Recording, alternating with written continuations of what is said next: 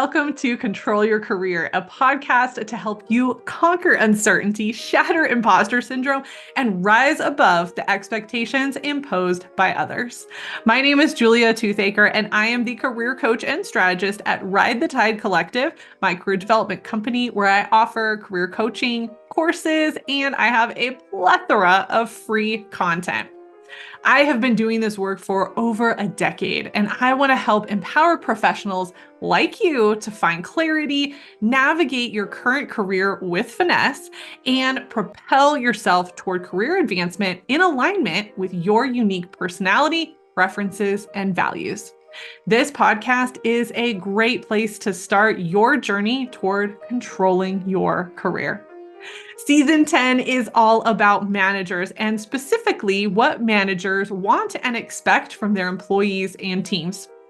I've brought on managers with at least 10 years of experience managing who are also currently managers to help you understand their mindset and expectations.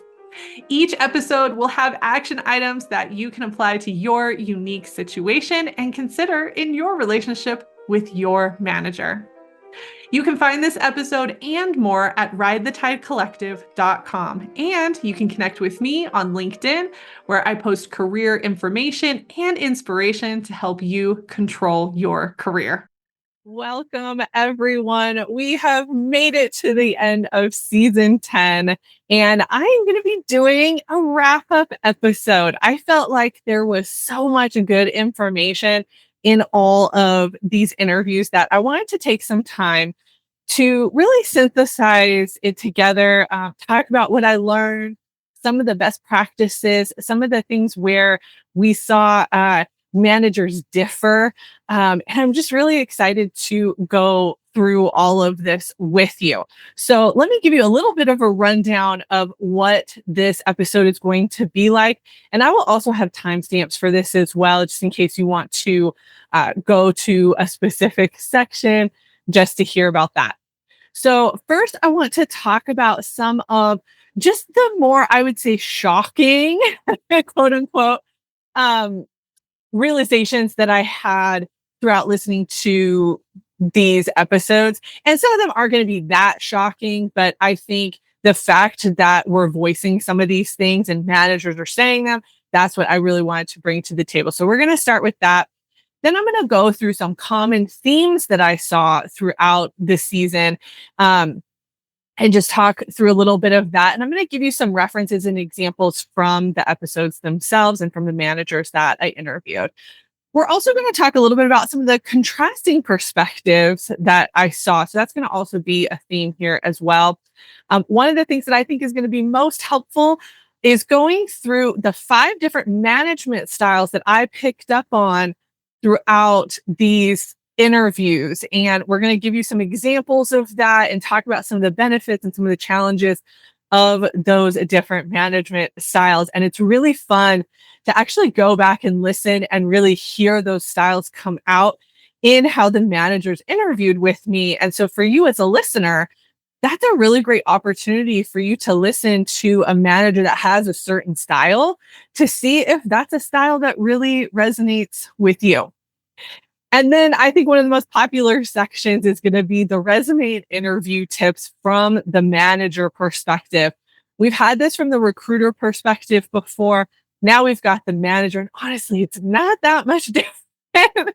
But there are some differing things and some things that managers, like certain managers, focused on versus others. And we'll talk about why, because there are reasons and nuance to that as well. I'm going to touch on PIPs again. I know this was something that I went through in every interview, and I think really synthesizing what I learned is going to be really important for everyone to understand that PIPs look different in every company with every manager, and that was really shown throughout this season as well. And then finally, at the end of every episode, I asked the managers to share a tip that they would give to current employees.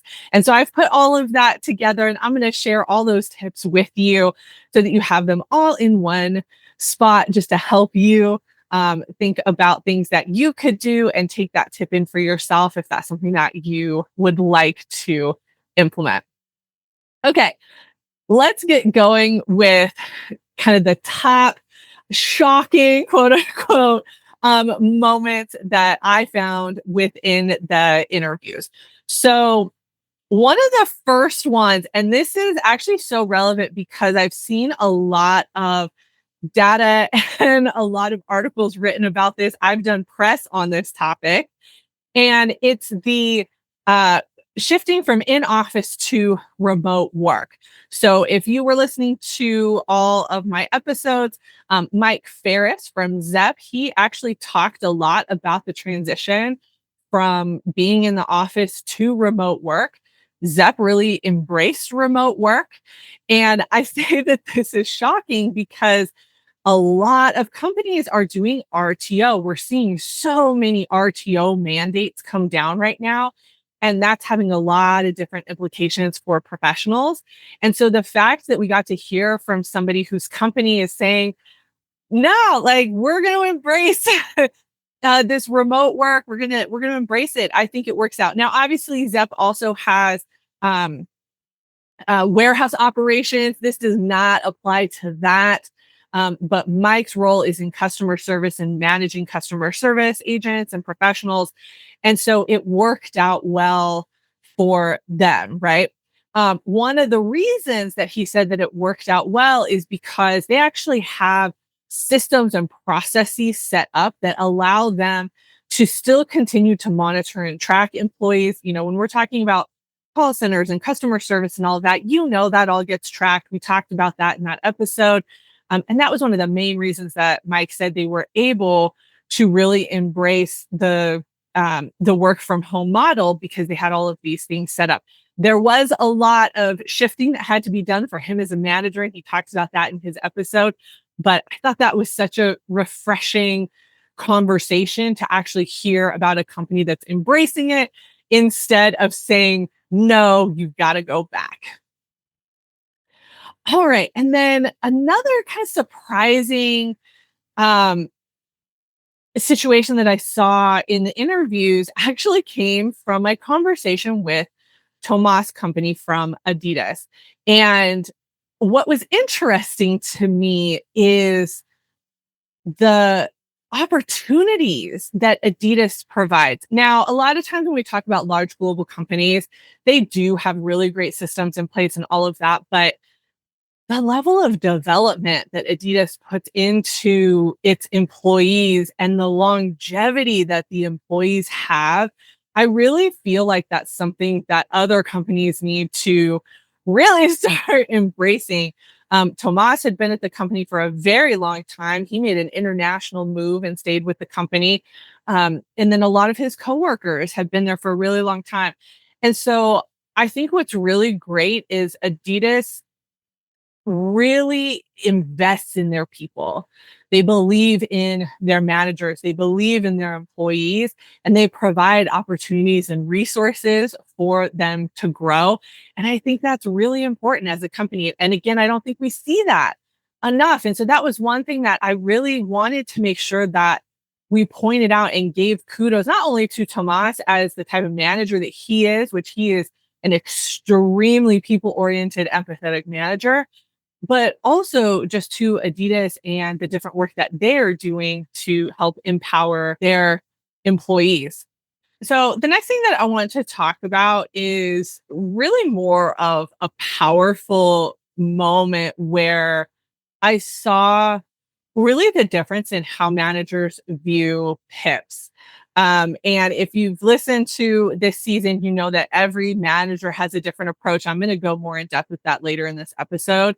Um, but John Harper's episode really brought to light this idea that for some managers in some companies and just the type of work that they do, the PIP is kind of the final warning for employees. And he was really forward about that, and not in a bad way, in really a look, if you're on a PIP, that means that likely your manager has done something already to try to help you through whatever is going on.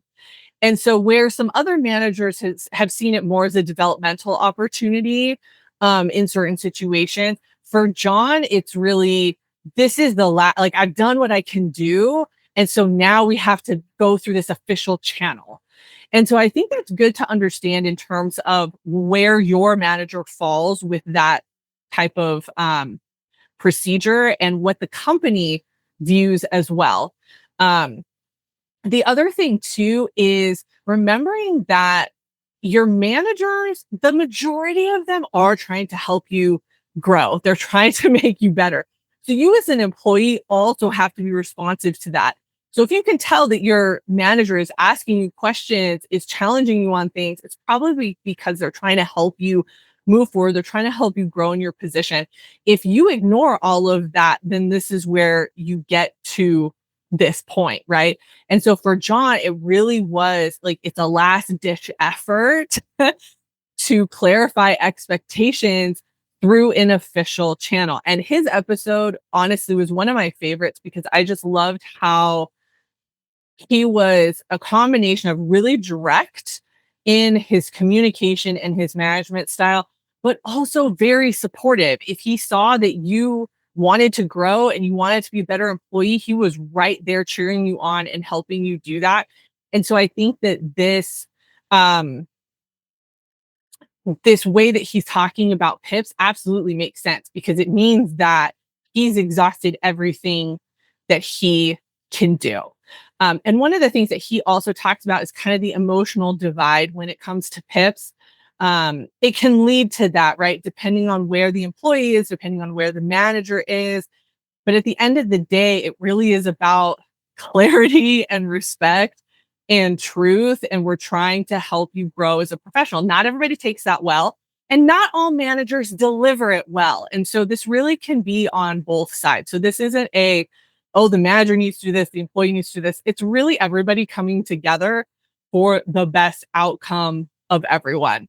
And one of my favorite quotes from John is, if I can't be candid with you, it's almost like I'm not giving you the respect of treating you like an adult. It's almost disrespectful to not be candid. So anyway, y'all know me. I'm very straightforward and candid. So I'm really along the same lines as John. And that was a really fun interview to do with him.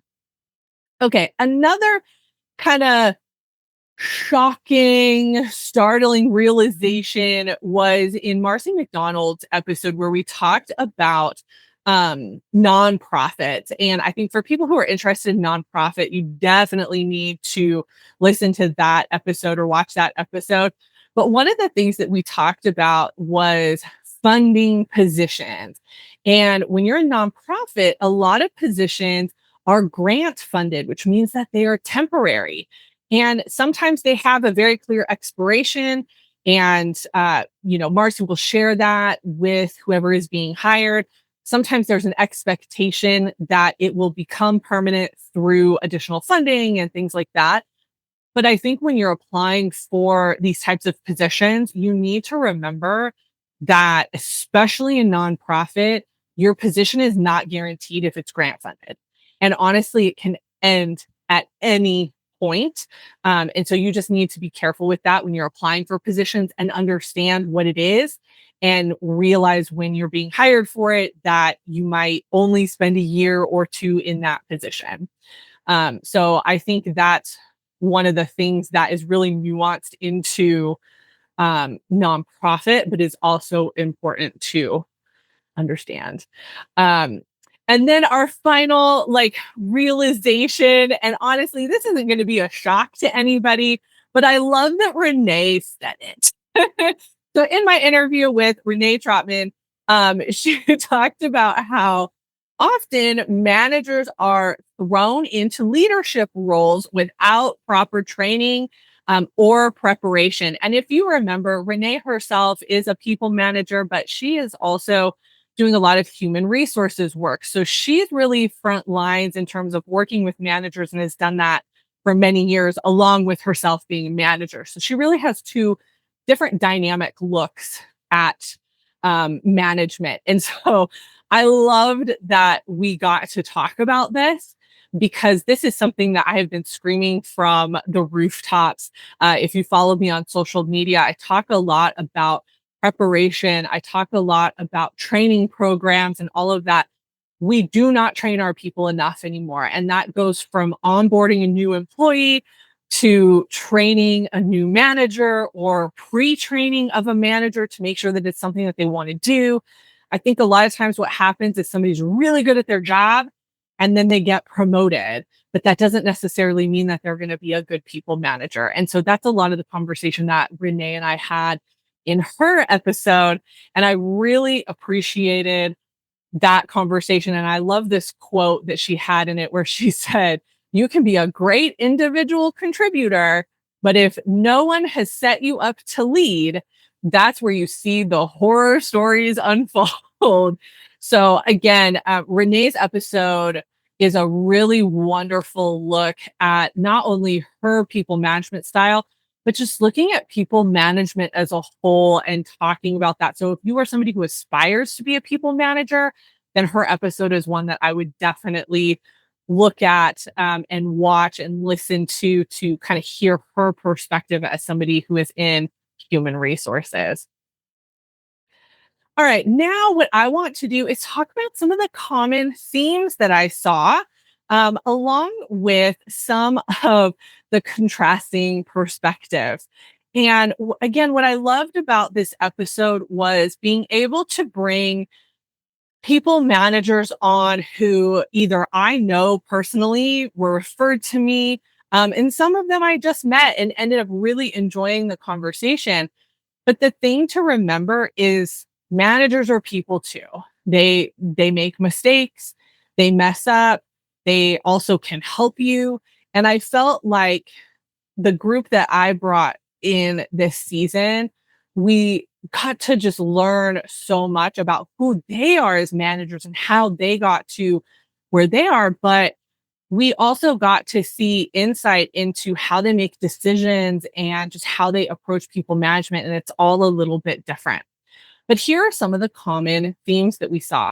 One of them was empathy and relationship building. I don't want to say I was shocked because also, I mean, I chose the managers too, but I think a lot of times the noise and the message out there is your manager doesn't like you, your manager doesn't care about you, they care about the bottom line, blah, blah, blah. And I think that this season really showed that no, managers do have empathy and they are trying to build relationships. And empathy was a core value that was actually voiced as empathy for many managers, male and female, which I think was really interesting and inspiring as well. So in one of the interviews, Rhonda Mullen talked about emphasizing the importance of understanding the individual's journey and establishing trust. That was one of her big themes was how can I get to know my people individually? How can I build trust with them? How can we have a really good relationship? And then remember, they are human, they are people, and we have to treat them as such, which is where that empathy comes in. Similarly, Jenny Derrick, in my conversation with her, she highlights the balance between being a leader and nurturing relationships. She's in kind of a unique position in the managers that I interviewed because she plays almost the CEO-like role leading a business school. So she's doing multiple things at once, but she also has staff that report to her. And again, if you watched her episode, she was my manager at one point in my career. And I really appreciated her and wanted to have her on to talk about her style because I just love how she approaches that. And I think looking back from my experience, empathy and relationship building is very core to who she is. And I really appreciate that about her. Then we go into trust and autonomy. This was also a theme that I saw, but I am going to tell you it came across in specific functions and industries. So I saw the trust and autonomy really come out in my conversations with Mike Ferris from ZEP and Adam Trusty, who does healthcare management. And also in John's episode, I think trust and autonomy because of the work that they do. So John manages sales professionals. Adam manages healthcare professionals. So doctors, nurses, office, so kind of across the board. And then Mike is doing customer service.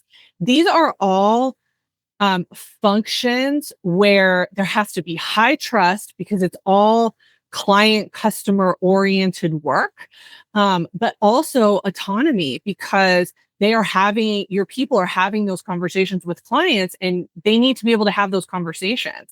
And so I really loved how they articulated that and how we saw that come through in those conversations specific to the type of industry and function that they work within. And one of the things too, in all three of those, also, I have to point this out because this really supports the idea of autonomy. There's proper training and expectations, right? So when you talk about the trust and autonomy, that can happen when you train your people, when you give them clear expectations. And those industries that are represented by those managers, it absolutely makes sense that trust and autonomy are core to their management style because the industry and the function really require it. Okay. And then another common theme is adaptability to change. So this was a common theme in multiple ways. So it was a theme amongst the managers and how they manage and needing to be able to adapt quickly. So I think about Mike, Mike and Tomas in their positions where they had something happen and there had to be an evolution of their management style, right? Mike went to remote work and had to figure out what that looks like now. For Tomas, not only did he do a move across the world, basically, but he had some familial challenges, some health challenges. And then he took over for his boss. There were a lot of different things happening there um, that really required them to be adaptable and to change as leaders, as managers. But I would also say, too, and I saw this kind of run through most of my conversations, is managers talking about their people, the people that report to them, also needing to be able to be adaptable in certain situations. So I think that we can see it from both sides. Okay. And then another a common thing that we saw was clear communication and accountability. And oh man, did this come through pretty much every conversation that we had.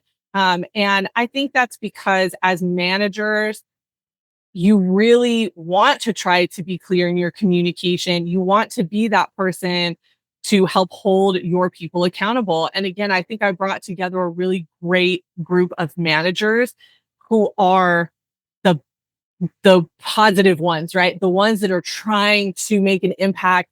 They care about their people. And I think that's really the difference. We see that in John's episode. Again, he was very direct, he was very straightforward, and we saw that come out. He wants to be clear, he's going to be direct with you, and he wants you to be accountable to the work that you do, and he's going to hold you accountable. Similarly, in Renee's episode, we saw that as well. Accountability was huge. If we're not holding our managers and our people accountable, because she also manages managers, what are we doing? We have to have that piece of it. And I think that this is an area where a lot of companies actually don't do a great job. But individual managers can really bring that to the table. And then finally, the last common theme that I'm going to talk about is learning and growth. And this is really amongst the managers themselves, because we talked about kind of their journey to management. And we really saw how that evolved throughout the years. And every manager talked about that. And I really appreciated the honesty that I saw with these people. I remember specifically in Marcy's episode, she talked about how she kind of had more of this dictatorship style early in her career, which likely she learned from someone, right? Like we learn to emulate the type of management that we see.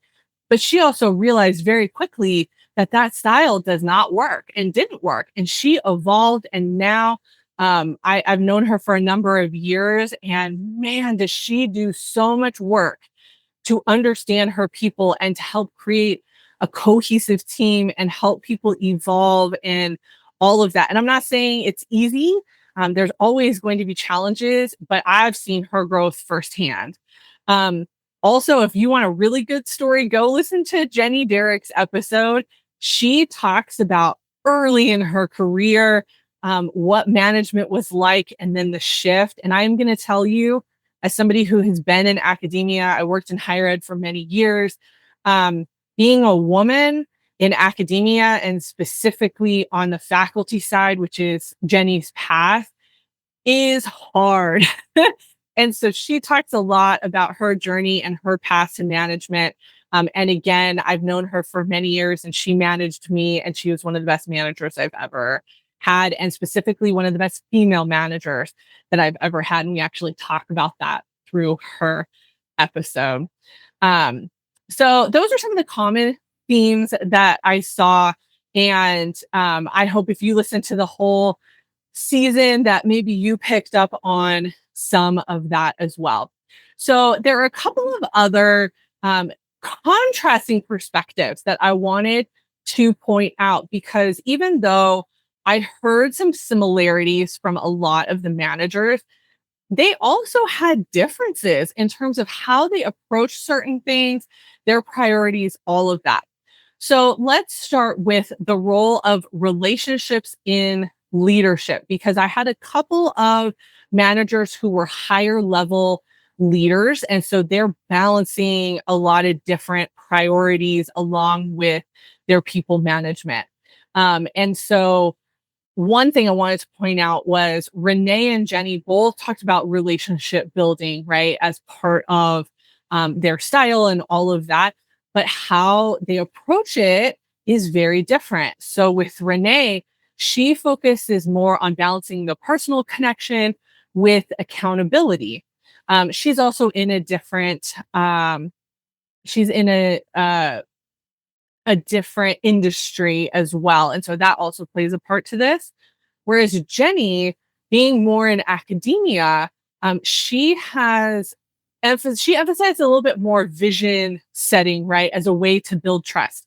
Because in academia, especially in the business school world, as a dean, you have to have a vision, and that vision is what helps everybody in the school buy in to you as a leader. So her approach was much more bigger picture, vision setting, so that she could influence a lot of people at one time, whereas Renee took a more personal one-on-one approach. Now, that doesn't mean that they each don't have those things, right? It doesn't mean that Renee doesn't do visioning. It doesn't mean that Jenny doesn't do, the personal connection. I know for a fact that she does, and she holds people accountable. But in terms of the priority and what comes first and how they lead, those are some of the differences. In terms of approaches to trust, we saw some differences there. So a lot of the managers this season did talk about trust. Adam Trusty, he talked about trust in terms of, I'm going to trust you until I can't. And he really emphasized, like, I'm going to trust you until you give me a reason not to. So if you don't meet the expectations, then that is going to impact the trust, right? Versus Tomas and Rhonda, they had a little bit different approach. They really wanted to dig in with somebody a little bit more, and build more of a relationship with them that also built alongside trust. Neither approach is wrong. It's just a different approach and a different way to look at it. And I think I love seeing some of those contrasting strategies to building trust. A couple of quotes I want to share just from this topic that I really, really loved. One was from Renee Trotman, where she said, "We come to work I think as people managers, we have to remember that they're people, they're human, the people that report to us. They're not just the job. And I think she's referring to so many managers who get so in their head, they forget that their team is people, right? And their job is to help them grow and evolve and change. Excuse me. And I just love that she points that out in that episode. And then another one comes from Jenny Derrick, where she said, I love feeling like I can make an impact. I love feeling like I can influence the direction of where something's going. So again, that supports her visioning, right? She really sets the tone and the vision, and she's trying to help you get on board so that you are bought into the vision and you care about where the organization is headed. Let's talk about management styles. This was something that I loved to really ruminate on after going through all these episodes and talking with all of these managers, because you really see the different styles come out. So what I'm going to do is I'm going to go through, I think it's five different leadership styles. This is not all the leadership styles. This is just what was represented through these interviews. I'm going to let you know who represented this style. We're going to talk about it. So this is going to be a little bit more educational for you as a listener. And the reason that I want to go through this is I want you to understand that each manager has a style, whether or not they know it.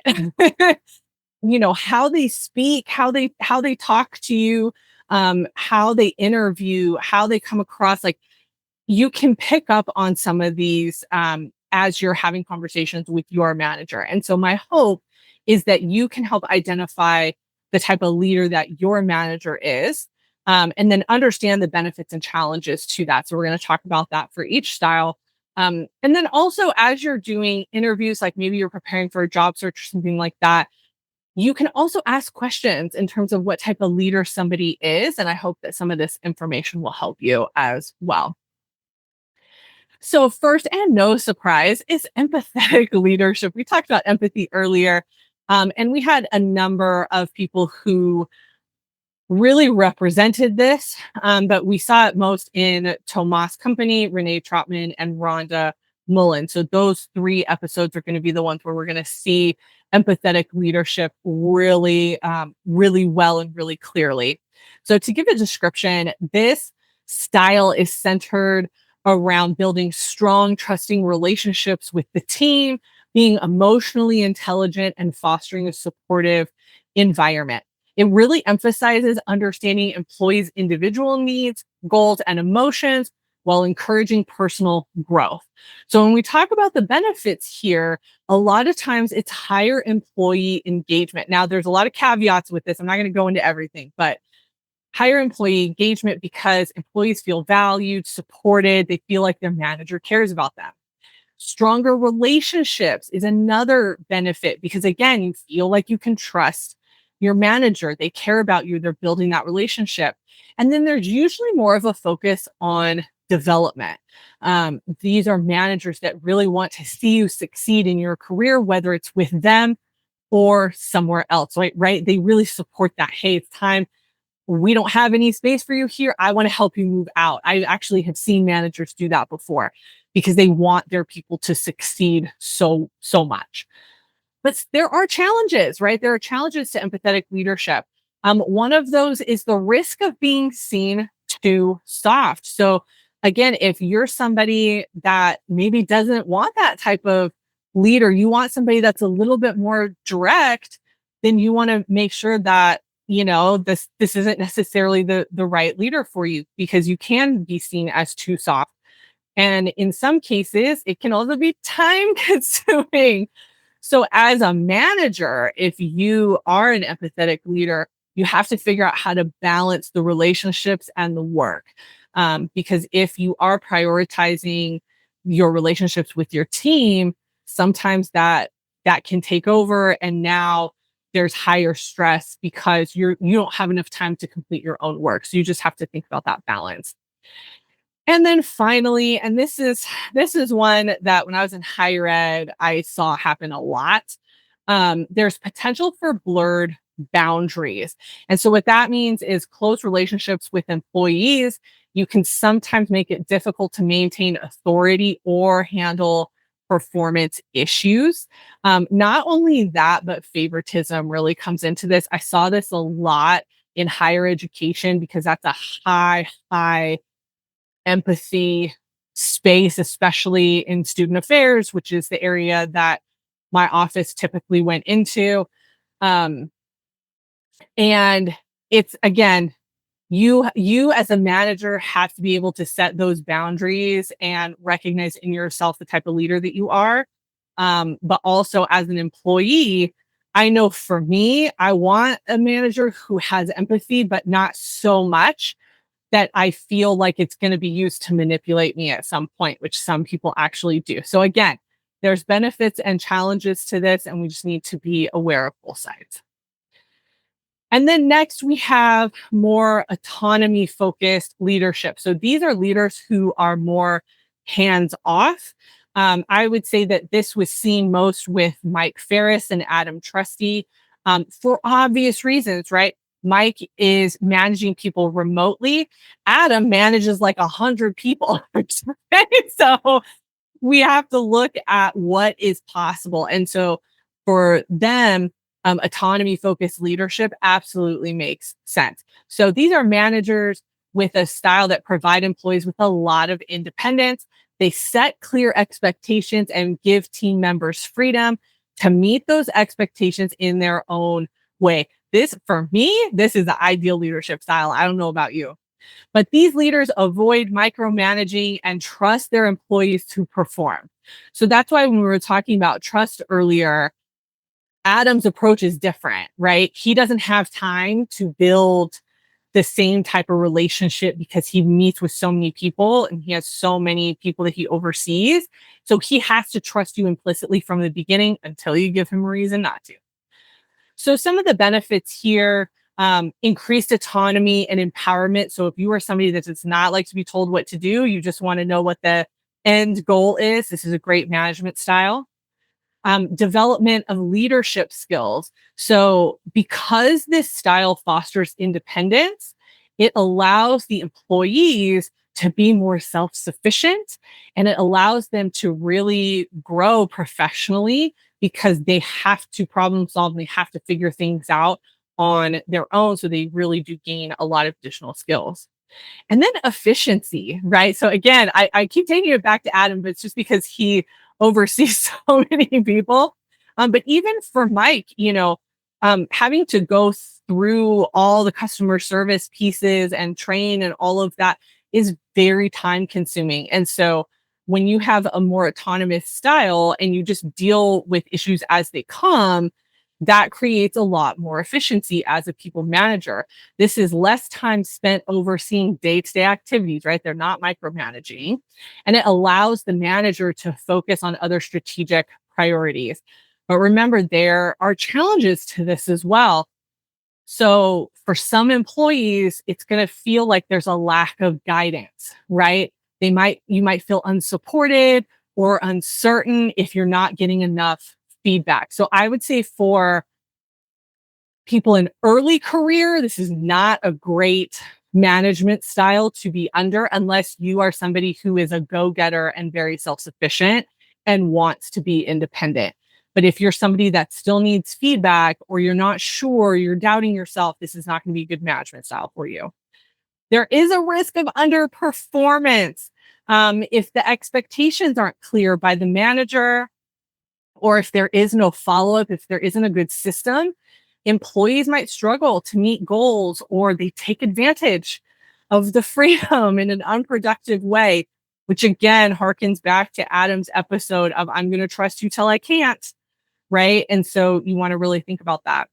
And then communication breakdowns, unfortunately, if there aren't frequent check-ins, then there might be misunderstandings, misalignment in the team goals and priorities. So you really while this is such a great management style for people who are independent, if you're somebody who needs more support, this style is not going to be the best for you. So you really want to think about that as you're looking at your own manager and maybe their style or the type of manager that you are, and how you can articulate to your team or prospective employees, right? Like who you are as a leader. All right. And then one of my favorites, direct and candid leadership. And this is represented by John and Tomas, which, if you will remember, was also under empathetic leadership. So you can be both, which I also think is really important here. And I think there are a couple of other managers that fall into the direct and candid leadership as well. Just because I know them, I know that Mike falls into that as well as Jenny. So there are multiple episodes where you can find that as well. So this style is characterized by clear, candid, and sometimes tough communication. Managers with this approach, they prioritize honesty and clarity in their feedback, whether it's positive or negative. They believe in holding employees accountable with direct feedback and fostering an environment where expectations are clear and understood.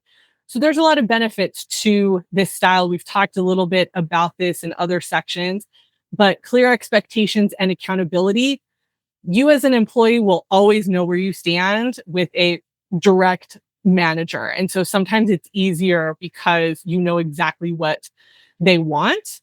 It also promotes self-improvement, right? Because you're getting direct feedback. I know this is my style. And so whatever I'm going to tell you, that's exactly what it is. There's no sugarcoating. There's no alternative method. What I'm telling you is what I'm telling you. And so my style, along with them, it allows you to take immediate action because I'm telling you exactly what needs to happen. And then it's time efficient, right? Because we have candid conversations.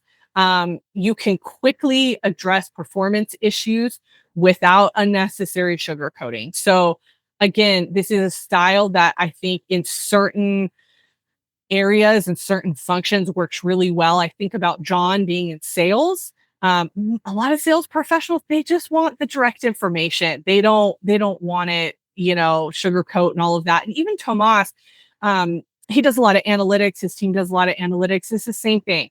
Just tell me what I need to do and let's move forward.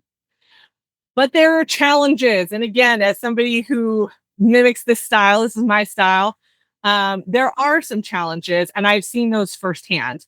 One is the risk of alienating employees.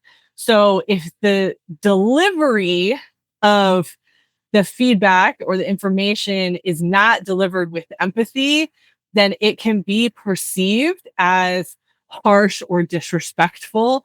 And sometimes that can damage relationships. I know that when I was a people manager, I would sit my people down whenever they got hired and I would say, look, I am very direct. I'm not mad at you. You're not. If you were doing a bad job, I would tell you.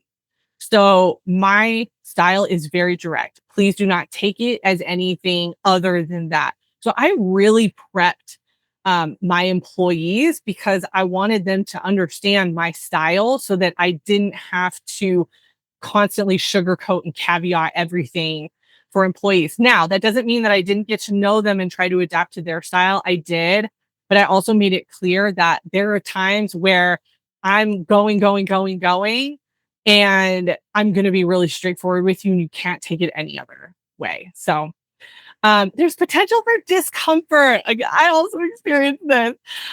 Some employees find direct feedback uncomfortable or demotivating, which can impact performance and morale. So I would say that this is something that I was actually on the other end of, where I received this and it was uncomfortable. And part of that is because the information was delivered very disrespectfully. And because I'm somebody that is also direct, I know how to deliver information with empathy. And so to see it happen without empathy, you see very quickly how that can turn a team and turn an employee. So if this is you as a manager, I really implore you to talk to your team members, talk to a coworker, like a co-manager, something like that, and ask about your delivery, ask about how you're coming across, because that can be really helpful for you to maybe adjust some things here and there. And then also some of the challenges to this style is it can be difficult to navigate sensitive topics. Certain situations, being direct, it can be seen as being insensitive, particularly if it's with personal or emotional challenges. So a lot of times managers who have this direct, candid leadership are not the one that you're necessarily going to go to if you're having a personal crisis or something like that. However, it depends, because we also saw Tomas on the empathetic side, and even John, he really, in his interview, he really cares about his people. So yes, there's a direct side to this, but you also have to remember that a lot of times people do care. They don't always know how to manage that energy though, right? And so I think there has to be kind of understanding on both sides. But I think once you've been with a manager and an employee for a long time, um, their style and how to approach each other and all that. And then we have the collaborative relationship building leadership. And this was seen again by multiple people, but we saw it really come out in Renee Trotman's episode, Marcy McDonald's, and Jenny Derrick's. And I do want to say Marcy and Jenny are both in nonprofit. Renee, I believe, is in education. And so there's some similarities in terms of the type of work, and it actually makes sense for this style to come out because of the industries that they are in. So this style emphasizes teamwork, collaboration, and relationship building. Managers with this approach create a cooperative environment. They seek input from team members. They prioritize team cohesion, to everybody getting along, and alignment with organizational goals. And they tend to engage in two-way communication and joint decision making. And I'm not going to get too into the weeds with this, but this is also very indicative of female leaders versus male leaders. I will say the male managers that I interviewed for this season, I felt also had this. So I don't know if that is a generational thing, although I did represent multiple generations throughout this season. But I think it really is personal to the manager. And so while I have women leaders who are represented for relationship building leadership, I saw that come out in Tomas. I saw that come out in Mike and John as well. So I don't think it's exclusive to women, but you will see it more often and more clearly with women. So some of the benefits of this style, stronger team unity, because we're fostering collaboration. Employees are more likely to support each other. You don't have like infighting within a team, right? You also have increased employee engagement. Employees who feel involved in decision making, they're invested in their work and they want the team to succeed. So it's not just me, it's how can the team succeed? And then you see a lot of creativity and innovation. So a collaborative environment encourages diverse input. We want to know if you have a differing opinion. And it can lead to better problem solving and new ideas. And I can actually tell you, because again, I worked for Jenny, the juxtaposition between her style, which really represented this, and a different style that was not this, you really saw the collaboration. And I saw this firsthand, just how creative we could be as a team when we were all on the same page and we felt comfortable being able to say, I don't think this is going to work. And here's why. And then there's challenges. There's always challenges, right, to every leadership style. And for this one, slower decision making, like nonprofit education, super slow. So the process that involves everyone, multiple voices, it can take a long time to come to a conclusion on something. And again, I've lived that firsthand working in education and nonprofit.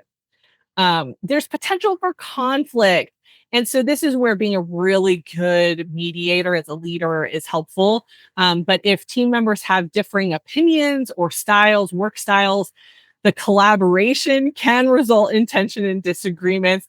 I've also experienced that firsthand being in education and working with faculty because they have opinions.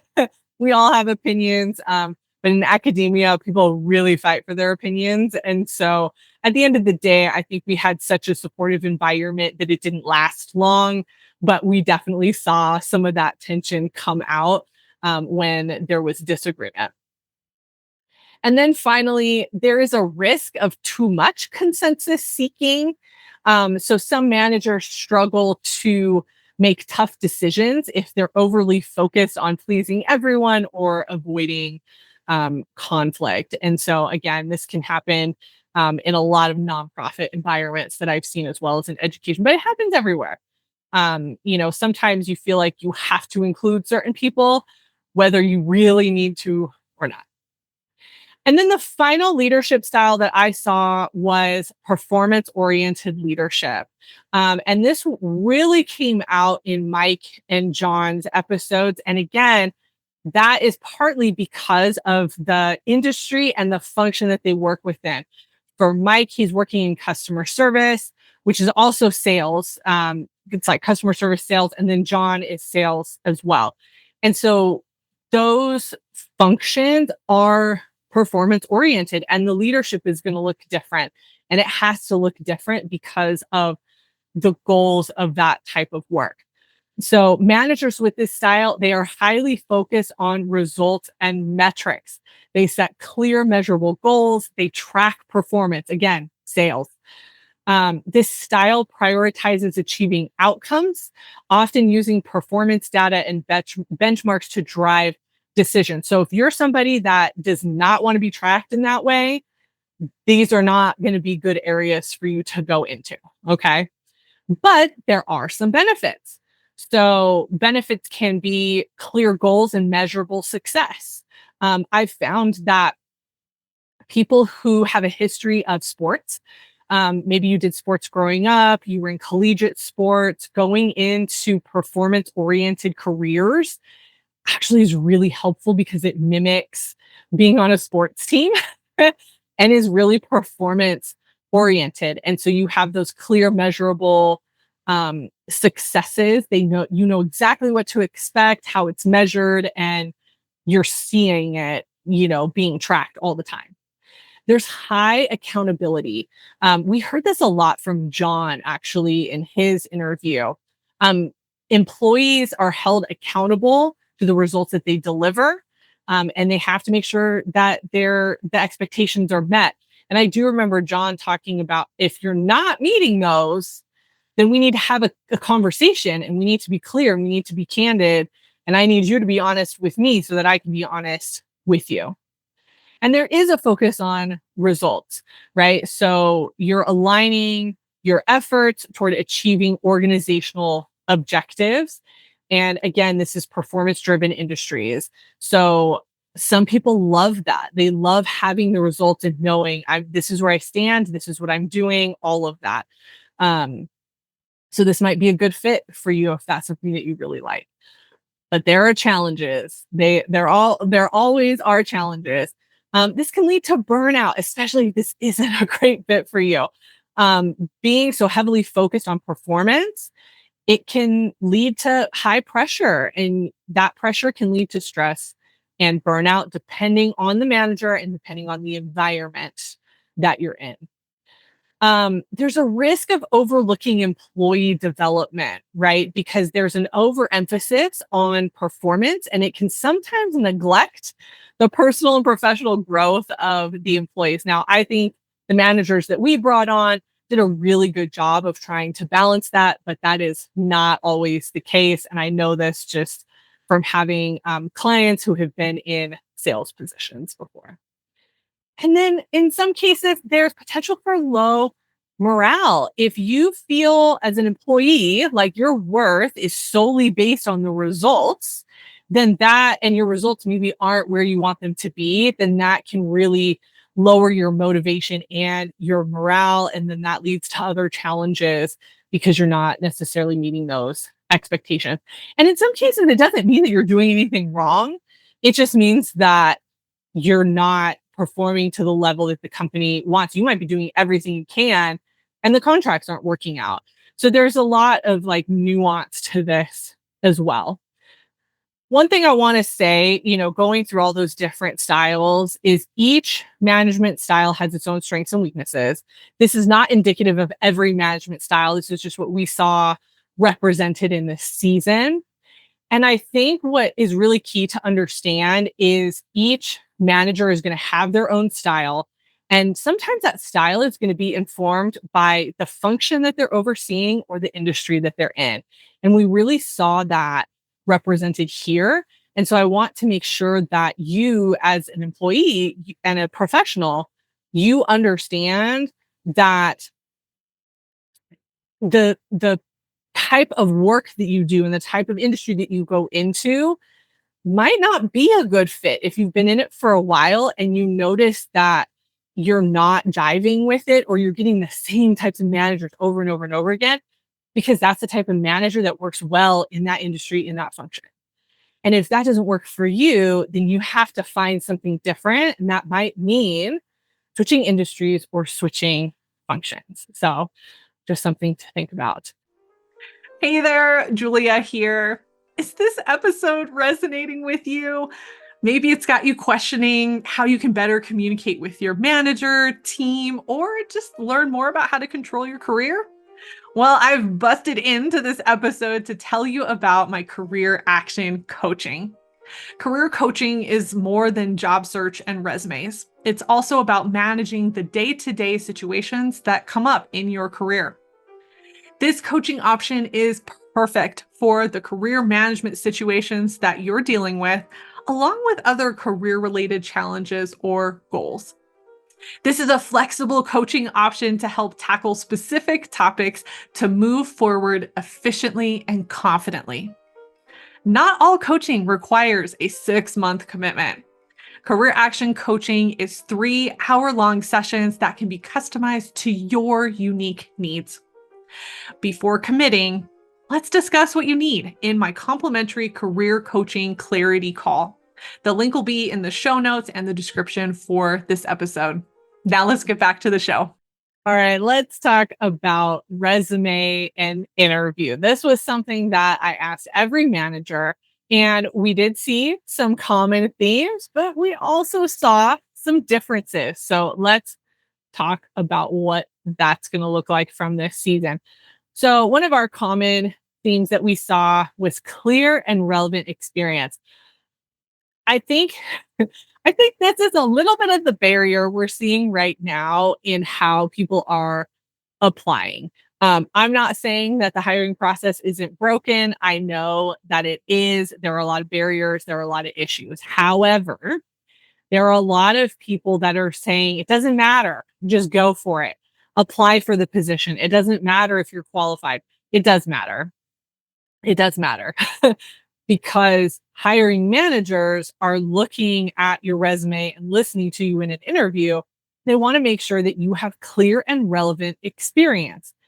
Now, in some cases, this depends, again, on the position and the manager and the industry and all of that. But for the most part, the managers across the board in this season said that resumes need to highlight relevant experience, and it needs to align with the role. So that means that there has to be some tailoring. You might need to move some things around. If you're interested to know more about that, I do have a resume guide that shows you how to do that. But also you need to include specific skills and quantifiable outcomes. I think this is especially important in your sales positions, in your analytics positions, things like that, because you want to show that you have success in that type of work. So a couple of examples from this season. Mike talked a lot about measurable results. Again, he's in customer service and sales. And so he wanted, on the resumes that he got, he's looking for customer satisfaction. He's looking for call resolution times. He's looking for specific information related to call centers, customer service, and sales. Similarly, Renee Trotman, who does more human resources work, she's looking for that alignment of skills, right? So you want to read the job description and make sure that you have at least some of the skills that they are looking for. And you need to articulate that through specific accomplishments. And a lot of times in Renee's experience, it's team leadership or performance metrics that she is looking for, because I believe that she manages managers, similar to John. And then we have cultural fit and soft skills. This was something that I saw pretty frequently. And I think that that's because of the type of managers that I brought on, but I think we had a good juxtaposition of this as well. But most of the managers actually did agree that soft skills such as communication, emotional intelligence, and adaptability, which we already talked about, are crucial for a candidate's success, especially when you're talking about team environments, which a lot of our managers managed teams of people, not just individual contributors. And then also looking for that company culture fit. And I think, especially with company culture, that's really going to depend on the industry and the company. So, for example, Meredith Allen, she works for startups. She works for smaller organizations. And so she is looking for adaptability, right? So more of those soft skills, but also somebody needs to be versatile and be in a dynamic work environment because she's in such like changing environments. And so you have to want to be in that type of culture. And so that's something that she's looking for from candidates. Similarly, John Harper talked about the importance of collaborative skills and cultural fit in the interview process. Even though he does sales, yeah, we're doing sales and we have our own numbers, but are we also supporting each other? You know, yeah, there's a level of competition, but there's also a level of we're still a team, we're still working toward the same goal, and we want to have a positive work environment.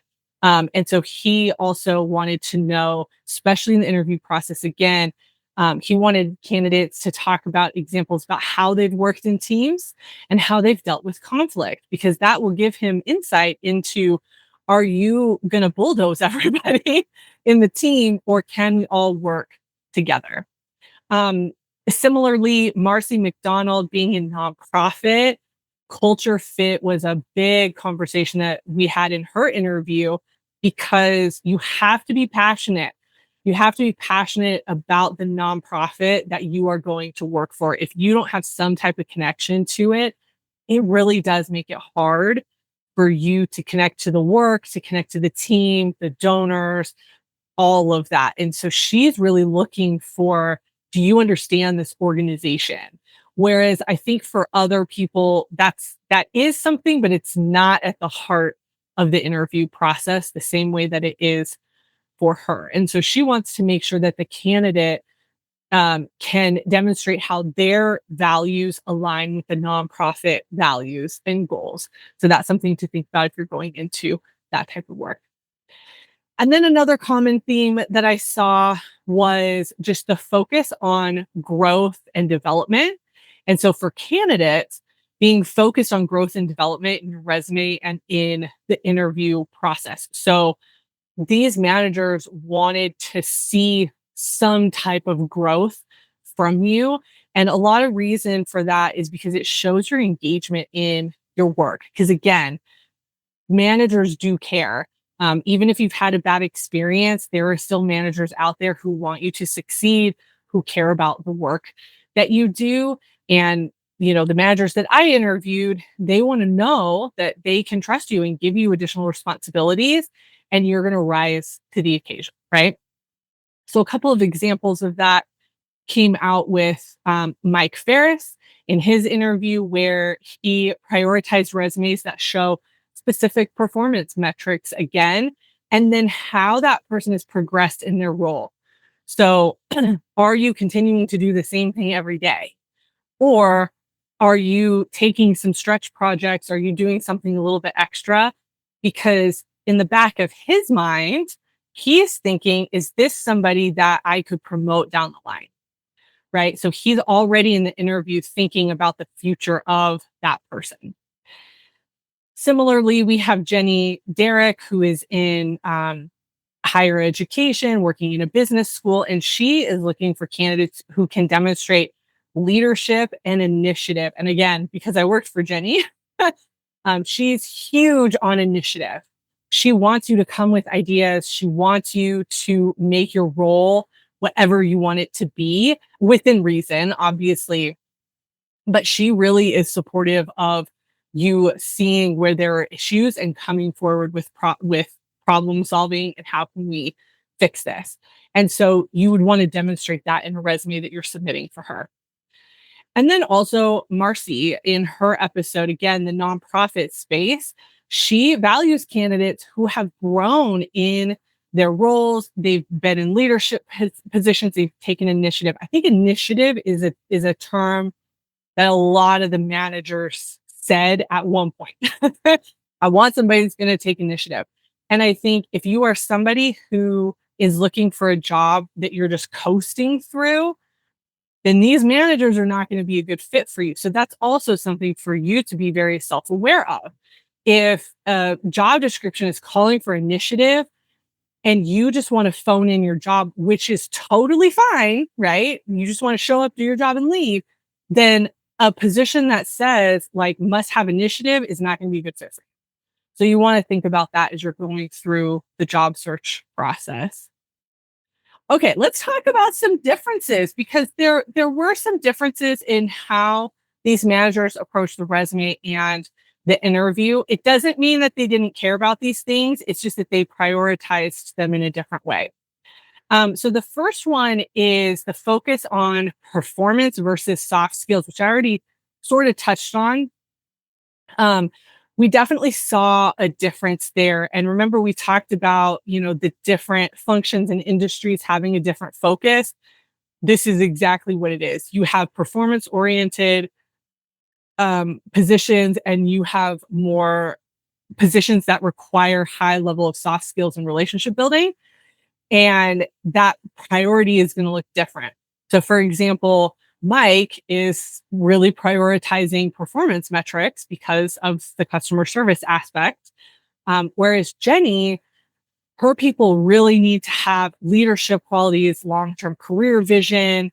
There's a lot more problem solving versus procedural work, right? And so the focus of what they're looking for on the resume is going to be different. One of the other differences we saw is in how the managers conducted interviews. So some managers took a very formal route and some took a more informal route. This is very dependent on the level of the position that they're hiring, the industry, and the company. So I know that for Tomas in Adidas, they have a very structured interview process. That is not uncommon in large organizations where they want to be able to show the differences and similarities between candidates and make sure everything is very, very fair. That's also very common in non-management level hiring, right? So individual contributors and things like that. Whereas Meredith Allen, again, she works in smaller like startup organizations.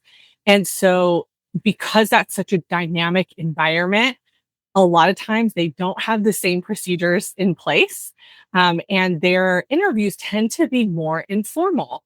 And it doesn't mean that they're not asking the same questions. It means that they probably veer off of the questions a little bit more because they want that more informal conversational style. And as we know for Meredith, you have to be able to work collaboratively. You have to be able to take initiative, right? That's what she's looking for. And so she wants to create an interview environment where you're going to be comfortable and show up so she can really figure out who you are.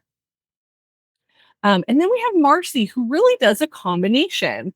of the informal and the formal, right? So she does have structured interview processes, but she also really wants to have a conversation and get to know you. And she combines those two processes together.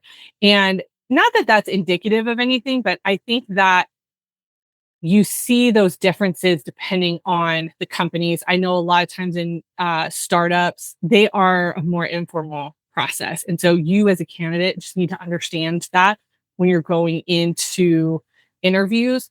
Also, who you're interviewing with at what level. So an interview with Jenny, because she's a dean, um, it's not going to be structured. She's going to have some things that she wants to talk about, but she's going to have your resume and she's just going to ask you questions and she's going to talk about her vision.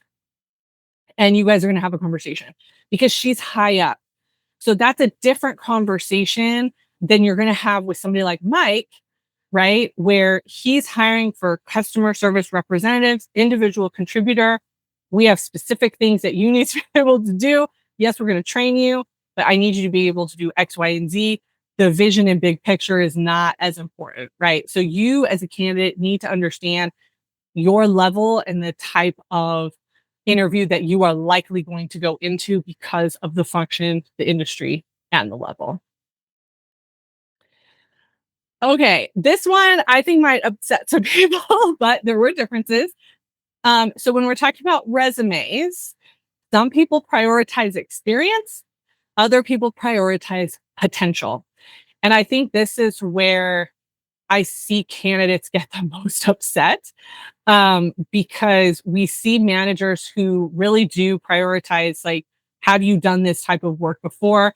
And then other managers who are really looking at, are you going to fit and can I train you? And do you have honestly the right vibe to fit in with me and the team? And as a candidate, that can be very frustrating to try to manage through, right? So, for example, with Mike, and we've talked about this a lot, he's really looking for experience and tangible results because of the type of positions he's hiring for. So he needs you to have direct experiences in customer service. Whereas somebody like Renee Trotman in HR, she's looking for potential and growth and development. And yes, I want you to have some skills, but honestly, we're going to teach you a lot anyway. And I just want you to have an initiative, right? I want you to be able to take initiative. I want you to want something out of your career, and then we'll kind of shift through things as you get hired, right? I would say also John is like that as well. Um, I think he's a lot like, yes, you need to have sales experience, but he's also looking for, can I train you? You know, do you have the potential to be trained? So, and I think as a candidate, if you're doing a career switch, being able to articulate potential, even in a situation where experience is something you're looking for, if you can make that connection, that's what will help catapult you ahead. That's where I see a lot of candidates make mistakes when they're doing a transition, is they're not articulating for the position that they're going for. They're articulating for the positions that they've had. So you want to think about that if you are on the job hunt. In an effort to synthesize all the resume and interview advice that these managers gave throughout the season, I wanted to break some things down, without referencing them, but just some common themes that I saw to help you as a candidate as you are applying and submitting resumes as well as interviewing. So I want to go through that. And I hope that this will help you understand from the manager's perspective what they're looking for within hiring. So this is like really wrapping everything up with that. So first is clarity and relevance. So regardless of the industry, your resume and interview should clearly demonstrate experience, skills, and accomplishments. Even if you have to adjust language, that's what needs to clearly be there. You also need to make sure that your resume aligns with the role that you are applying for and includes measurable outcomes. Measurable. Okay. We need numbers. We need something. So in your current position, you need to start keeping track of that if you're not already, or you need to go pull numbers. You've got to give them something, because even in positions that require more soft skills, they still want that measurable outcomes language. And then also make sure that you're balancing performance and soft skills. I think especially in sales positions, um, there is a heavy emphasis on performance and we leave out the soft skills. And more managers are talking about, no, I need to see the soft skills because that's how I know that you're going to be able to fit in with the team or with me as a manager. Okay. So make sure that you are including communication skills, emotional intelligence, and teamwork somewhere in your statements on your resume. And I cannot stress this enough, but tailor your approach. And this goes a lot of different ways, but as much as you can in your research and in your conversations, you have to understand the manager's priorities, which means when you are interviewing, you have to be listening. You have to be listening to what they're saying. You have to read the job description, make some inferences about what they're looking for and what they're prioritizing. Um, some want to hear from the past. They want those specific results. Others care about growth. They care about fit.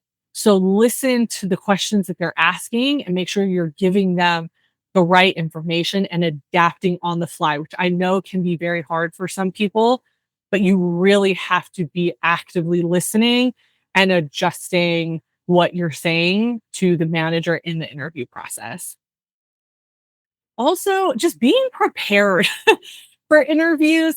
So many people talked about how their candidates will come in and not be prepared. They haven't looked them up on LinkedIn. They haven't looked up the company. They just don't have any idea what they're really applying for. And that's why you don't get to the next stage, right? So you might have had a really great resume, but if you get to the interview and you don't know anything about the person you're interviewing with or the company, it's not going to look good. Similarly, you need to be able to talk about your achievements and your challenges. So you as a candidate, you have to be prepared for that. You need to provide specific examples of how to problem solve, how to adapt, how you can collaborate. Those were three areas that came up very consistently. So those are three areas that I would have at least one or a few stories to just be prepared for the interview process. Um, some managers in the interview, they're also looking for honesty and self-reflection in your answers, which might be why you're being asked certain types of questions. So they're trying to gauge your emotional intelligence essentially, and they're trying to understand if you can look at yourself and really go, yes, this is who I am. This is how I've approached this. This is how I've grown. Right. So they're looking for a little bit of that vulnerability from you, again, depending on the position, industry, company. And then finally, just research and fit. When I hear about people applying to hundreds and hundreds and hundreds of positions, it's not the best way to go about it because you're not researching and you don't know if it's a good fit. And then that makes it harder to align yourself to the organization. So regardless, you have to do some research onto the company culture and as much as you can on the management style. You're not always going to be able to find that, unfortunately, but some people are on LinkedIn and they talk about it. You know, these particular managers that I interviewed, they did a podcast.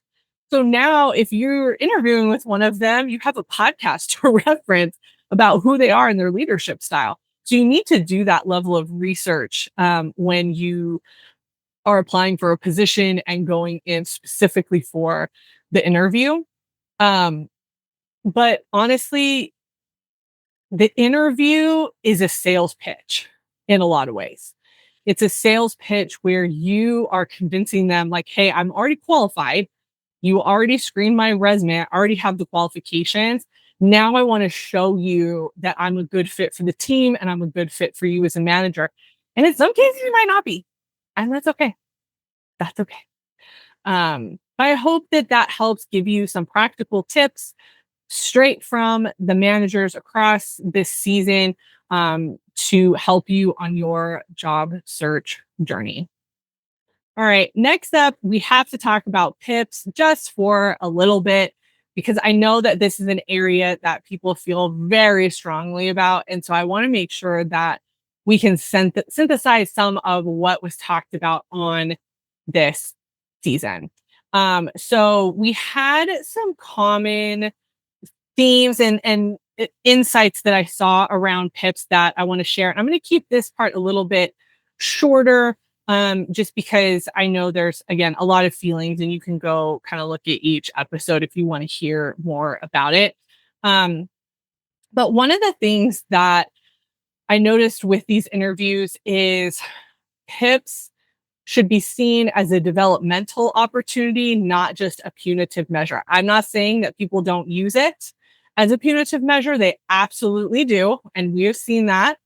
But in this case, the managers that I interviewed, the majority of them, it really was a developmental opportunity.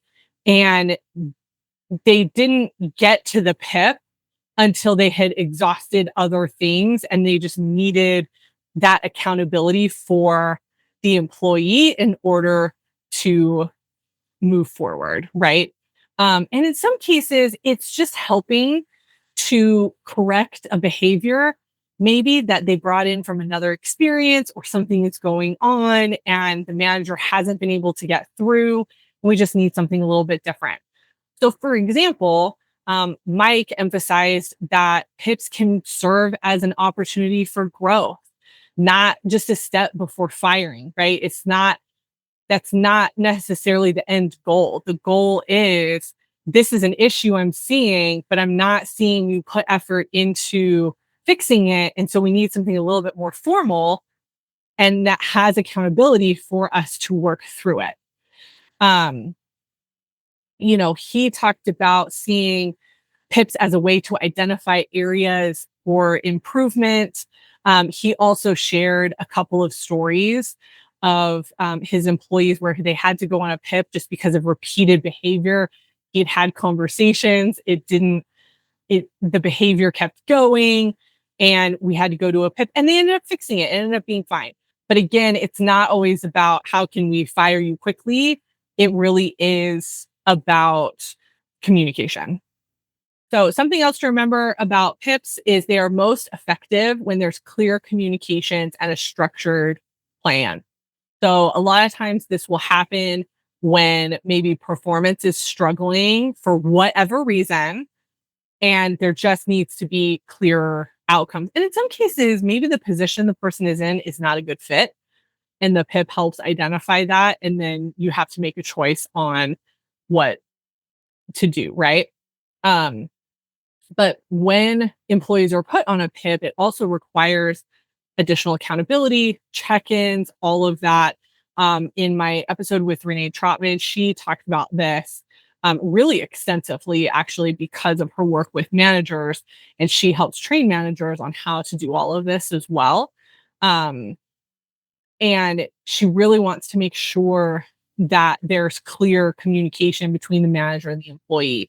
And in some cases, there hasn't been previously, right? Remember, she was saying not all managers have been trained.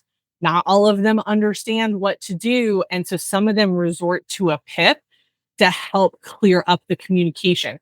So it's not about the employee necessarily did anything wrong. It's more about we need to be clear in our communication and get out of whatever we're in so that we can move forward.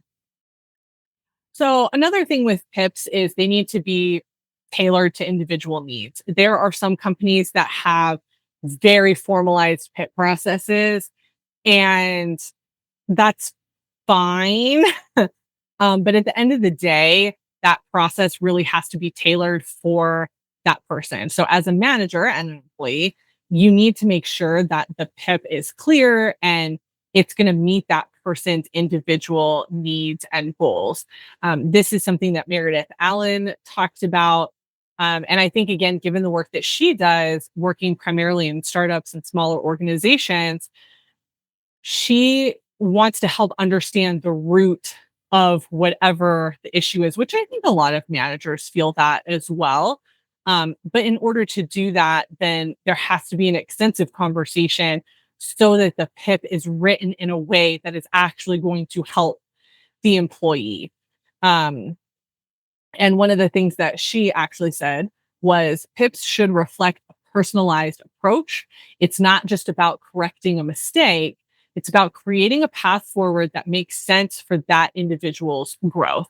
So, again, it's not about how do we get this person fired? It's about, okay, we're seeing this happen over and over again. What's the root cause? How can we fix it? Let's use a PIP to just help track.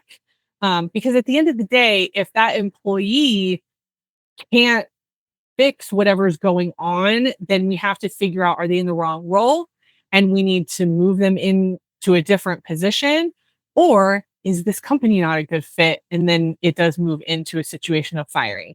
I don't want to act like PIPs are not used to get people fired. They absolutely are.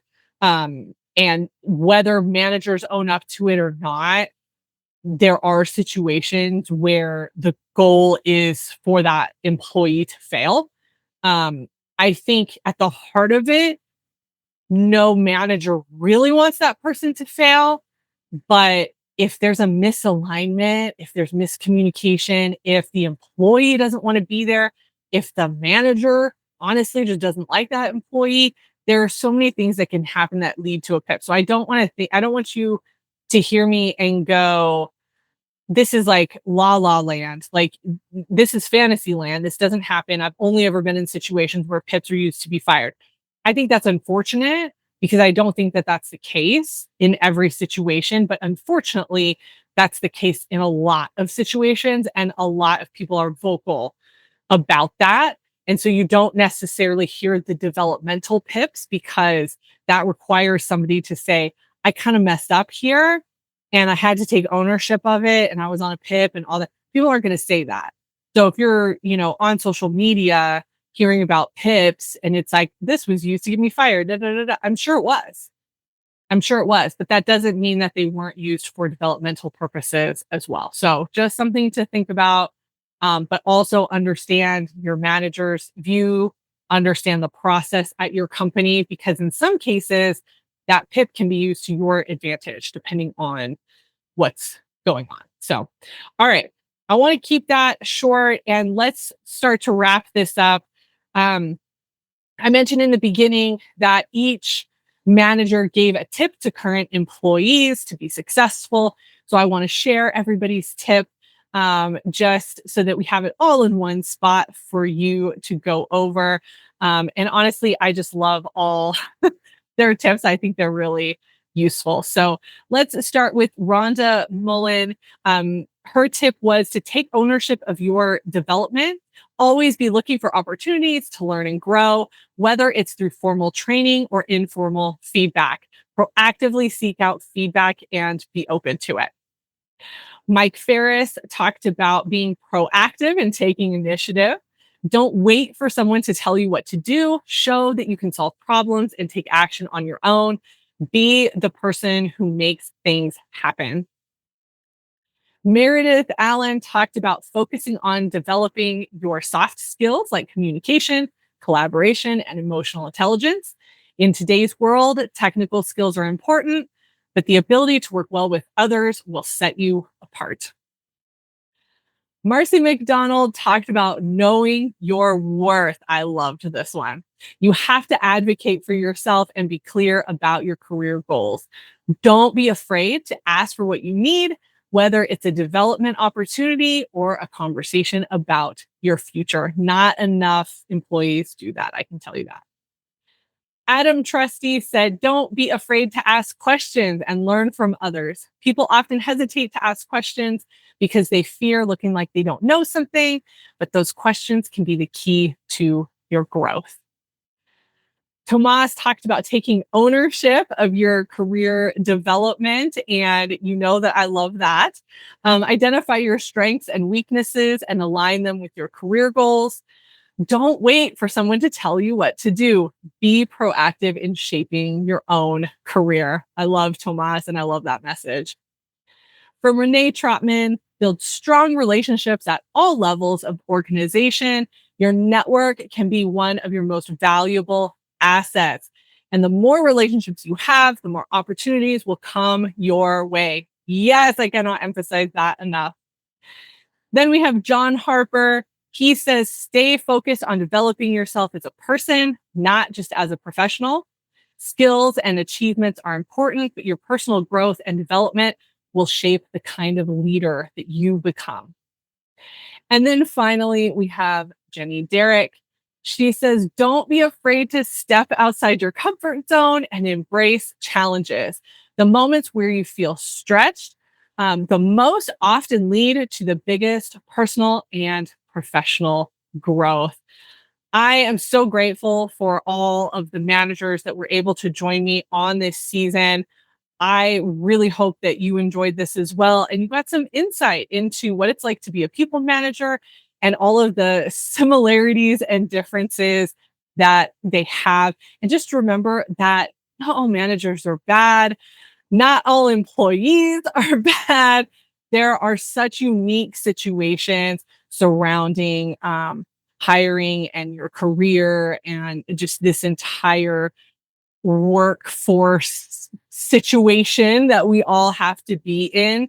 And, you know, this is a good time to really do your research and your homework to figure out the right type of manager that's going to work best for you, the function and the industry that's really going to align with who you are. So thank you for joining me on this season. And I will have links to all of these individual interviews in the blog post for this episode, which will be linked in the show notes. And I look forward to seeing you next season.